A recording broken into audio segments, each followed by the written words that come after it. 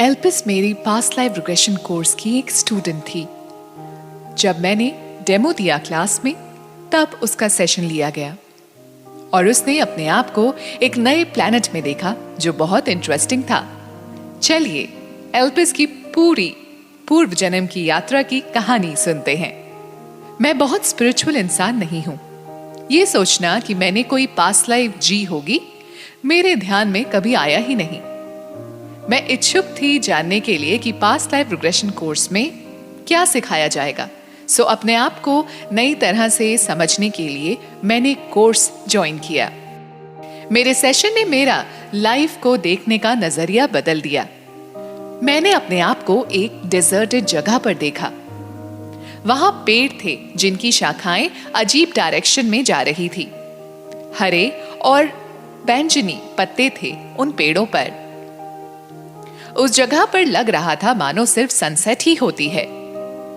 मैंने जब अपने आप को देखा, मुझे लगा जैसे मैं एक अलग सी इंसान हूं। मैंने ढीले ढाले पैंट्स पहने हुए थे और मेरा टॉप एकदम पुराना सा दिख रहा था। उसका मटेरियल मोटा था। मैंने ये भी देखा कि मेरे कपड़ों पर खून लगा हुआ था। मेरे चेस्ट पर एक तीर लगा हुआ था और जैसे ही उस तीर को मैंने देखा, मुझे अपने चेस्ट पर बहुत दर्द महसूस होने लगा। मेरा शरीर मस्कुलर सा दिख रहा था और मेरी फिजिकल बॉडी काफी स्ट्रॉन्ग थी। मेरे बाल छोटे थे, बॉय कट। मैं अपने आप को देखकर ये नहीं बता पा रही थी कि क्या मैं एक आदमी हूं या एक औरत। मुझे लग रहा था दोनों का शायद मिक्स सा हूं, पर मेरे अंदर फीमेल एनर्जी ही महसूस हो रही थी। मेरा नाम आया था। मैं 16 साल की थी। जैसे ही मैं टाइम के थोड़े पीछे गई, मैंने देखा बहुत लोग मर चुके हैं। एक वॉर हो रहा है। एक बड़ी सी बिल्डिंग दिखी जो बहुत टेक्नोलॉजिकली एडवांस लग रही थी। मेरे सामने एक आदमी खड़ा था जो मुझे ही देख रहा था। उसके अंदर दुख भरा हुआ था। ऐसा लगा वो मुझसे नाराज है। उसने मुझे उस तीर से चेस्ट पर वार किया था।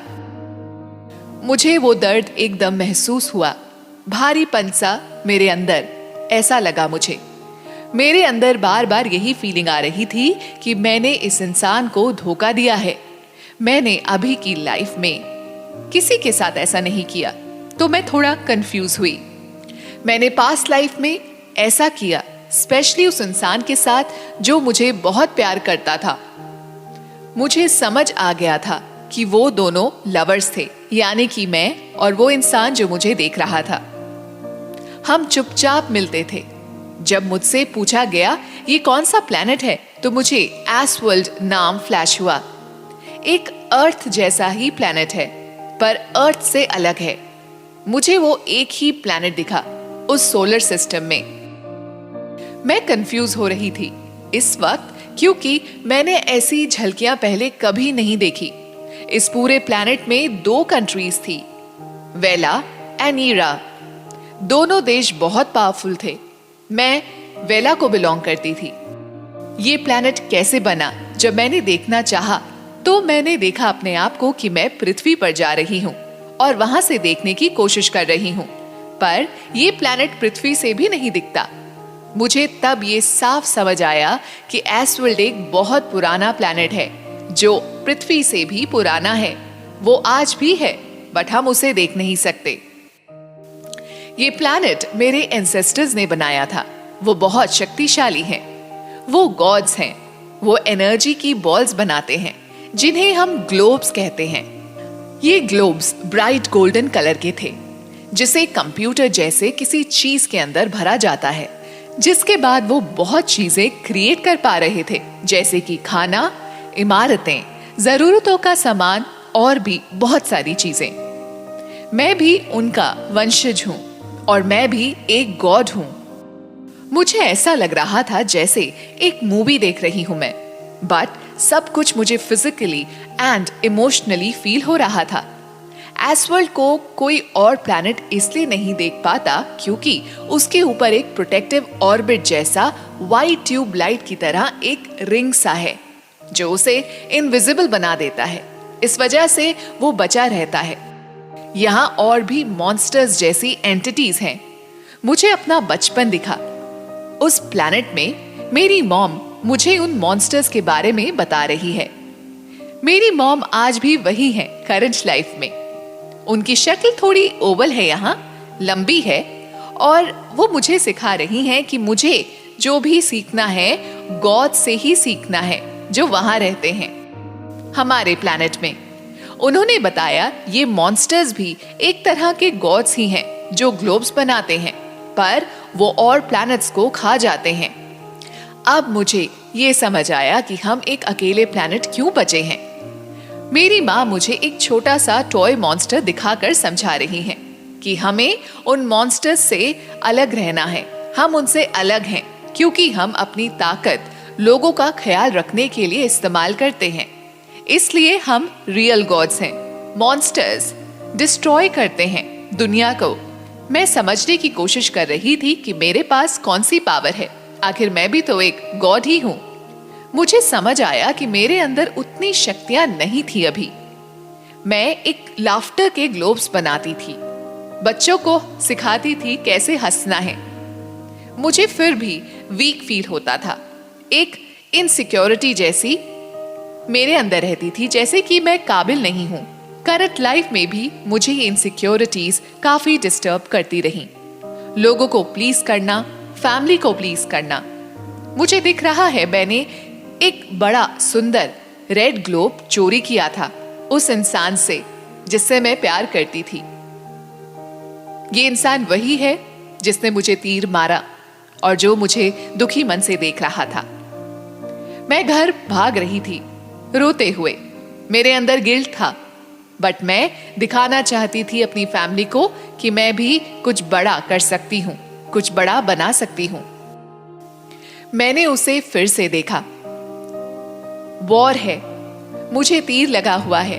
उसी सीन में मैं वापस आई। मैं दर्द में हूं, मैं रोना चाहती हूं। मैं अभी मरी नहीं हूं। कुछ सोल्जर्स हैं जो उसे मारने के लिए आए हैं। ये सोल्जर्स मेरी कंट्री के हैं, पर वो लड़ नहीं रहा, बस मुझे दुखी मन से देख रहा है। उसकी नीली आंखें थीं, वो बहुत नाराज था। मैंने अपने चेस्ट में जो तीर लगा हुआ देखा, उसे मुझे पता चला कि ये वही तीर कमान है जिसे वो मुझे चलाना सिखाता था जब हम मिलते थे। मैंने अपने एंसेस्टर को देखा। एक बहुत ही सुंदर गॉडेस जैसी दिखती थी वो। सफेद और सिल्वर बाल थे, पर वो भी मुझे देखकर खुश नहीं थी। वो पहले मुझसे बात नहीं करना चाहती थी क्योंकि मैंने उस इंसान को धोखा दिया पावर पाने के लिए। मेरे अंदर एक डेस्परेशन आई कि मुझे अपनी बात उनको समझानी है। मैं चाहती थी कि वो भी मेरी मजबूरी एक बार समझ लें। मैं चाहती थी कि मुझे भी लोग पावरफुल समझे, इसलिए मैंने ये सब किया। शायद मैं इस प्रोसेस में लालची हो गई और मेरा खुद का ही नुकसान हुआ। मैंने जब उस इंसान को दोबारा देखा तो मैंने दिल से माफी मांगी। मुझे ये नहीं पता उसने बदले में क्या कहा, पर उसने मुझे टाइटली हग किया। मेरे शरीर में थोड़ा दर्द कम होने लगा और एक वार्मथ मुझे महसूस हुई। ऐसा प्यारा सा हग मुझे इस लाइफ में कभी फील ही नहीं हुआ। मेरा दिल एकदम हल्का हुआ। मेरी एंसेस्टर्स जिनका नाम ली था वो भी पीछे खड़ी थीं। मुझे देखकर अब वो भी स्माइल कर रही थी। मैंने उनसे भी माफी मांगी। उनके अंदर मेरे लिए बहुत सारा प्यार और दया थी। उनके साथ खड़ी होकर मैंने उनकी ताकत को बहुत अच्छे से महसूस किया। वो चमक रही थी। उन्होंने मुझे समझाया कि मैं कभी प्यार करने से ना डरूं। मैंने उनसे कहा कि मैं भी प्लैनेट को बचाना चाहती थी, एक वर्दी गॉड बनना चाहती थी। उन्होंने कहा कि तुम्हारे पास हमेशा से चॉइसेस थी, पर तुमने इनसिक्योरिटी चूज करी और प्यार पीछे रह गया। सबको तुम खुश नहीं कर सकती। हमें खुद के लिए लाइफ में चुनना होता है राइट चॉइसेस। जो हमसे प्यार करते हैं वो हमारी चॉइसेस की भी रिस्पेक्ट करते हैं। उन्होंने मुझे एहसास दिलाया कि मैं भी एक गॉड हूं, तो मुझे गॉड की तरह ही बर्ताव करना चाहिए। ली ने जाने से पहले मेरे गाल खींचे और कहा, मैं तुम्हारा हमेशा ख्याल रखती हूं। उन्होंने बताया किस तरह करंट लाइफ में, अभी की लाइफ में यानी, उन्होंने मुझे अपनी जान लेने से रोका था। मैं बहुत परेशान थी और अपनी जान लेना चाहती थी एक दिन, मगर अचानक से मुझे ली ने एक स्ट्रॉन्ग अंदर की आवाज से कम्युनिकेट किया। मुझे कहा कि अपनी परेशानियों को अभी जाओ और सच्चाई के साथ जाकर अपनी मम्मा से कहो, शेयर करो। और मैं बच गई। मैंने तुरंत ही ली को उस रात के लिए शुक्रिया किया।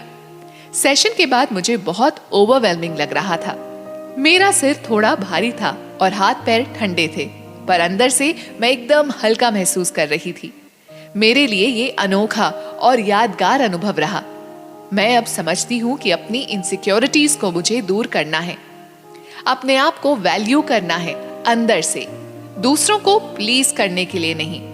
मैं अब खुलकर प्यार कर सकती हूँ किसी से भी। Thank you. सो गाइस, ये सेशन इंग्लिश में भी रिकॉर्डेड है। अगर आप वो सुनना चाहें, आप उसको सुन सकते हैं मेरी दूसरी वीडियो में। Thank you.